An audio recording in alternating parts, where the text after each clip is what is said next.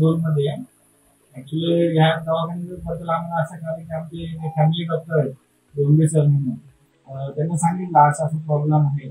तर मी ऍक्च्युली बड्डेला माझ्या मित्राकडे गेलो, तिकडे मला त्रास झाला. तर मी तिकडे तळगावमध्ये गेलो, ECG रिपोर्ट काढला, पण मला त्यांच्यावर विश्वास नाही. मी माझ्या फॅमिली डॉक्टरला वापस विचारलं, डोंगरे सर असं असं झालं.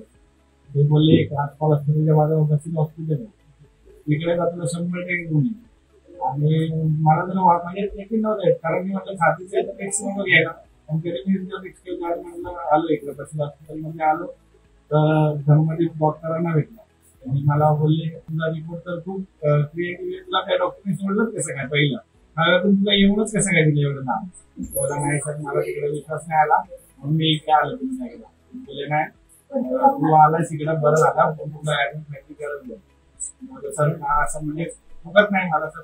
बोलले नाही असं होती तुझी हव्या, पण इकडे तू हा आणि तर तुला काय वाटतं. इकडे आल्यापासून त्यांनी मला आतमध्ये घेतलं किंवा त्यांनी समजवलं, थोडं थोडं दुखायला कमी झालं. इकडचा वातावरण बघितलं एकदम शांत होतं. डॉक्टरांचा सल्ला एवढा त्यांनी समजून सांगितलं ना मला, तर माझी जी भीती होती ती भीतीच पळून गेली.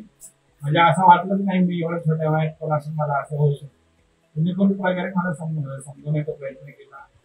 डॉक्टर नर्सेस ते 2-2 मिनिटाला विचारायचे काय त्रास झाला तर मला सांग, काय त्रास झाला तर सांग. एकदम सपोर्ट करायचे. मामा आहेत, मावशी, मला हालून पण नाही दिलं. काय प्रॉब्लेम असेल तर काही पण सांगा मी.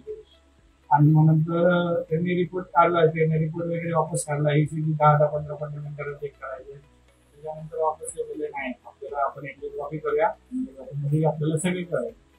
तुम्ही एंजिओग्राफी केली तर बोलले की एंजिओग्राफीमध्ये आपल्याला आढळून आलेलं आहे, ते आपल्याला केल्याशिवाय काय पर्याय नाही. आणि ते आता नाही केलं तर त्याचा वापर जास्त आहे. तुम्ही एंजिओग्राफी केली तर आता मला 2 दिवसापासून काहीच प्रॉब्लेम नाही, एकदम मस्त आल्यापासून असं काही वाटत नाही की मी या स्टेपला आलो होतो, काय स्टेप ही स्टेप झालं माझ्या, असं वाटलंच नाही मला. त्याबद्दल मी सगळ्यांचा आभार वाटतो.